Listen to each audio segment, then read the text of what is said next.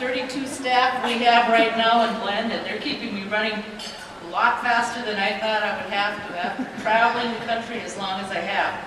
Welcome. I am so glad to be here, and I'm so glad that you're here. I'm brand new. I wasn't on board but 2 weeks, and Bernie and the rest of the crew came in and gave me a quick a summary of Broadband, and I guess one of the things they said is this kind of like having a fire hose put in your mouth, and it kind of was, but they inundated me with all sorts of information, which was great.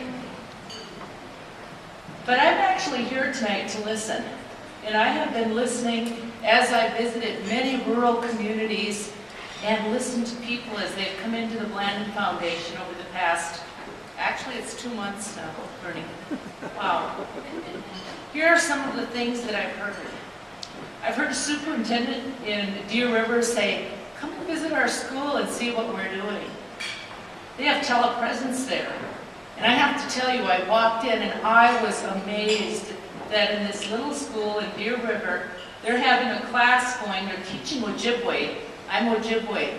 It's an Ojibwe language, and there were students in Reamer, which is what, about 40, 50 miles away. And I walk in and these students go, wow, come and join us. And they started to speak to me in Ojibwe. Unfortunately, I don't speak Ojibwe. It was quite embarrassing. But I thought if I had access to this, I could take the language. And I will. And I will learn. They challenged me to do that.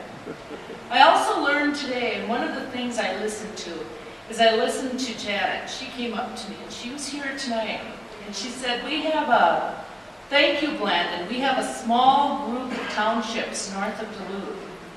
And we want to have broadband access. And we got together and discussed and came up with a plan thanks to the assistance that you gave us.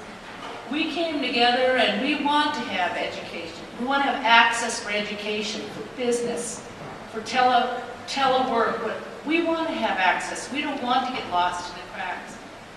So by listening, I'm hearing a number of things. One is the need, but the other thing that I'm hearing is how much is being done and the commitment in this room.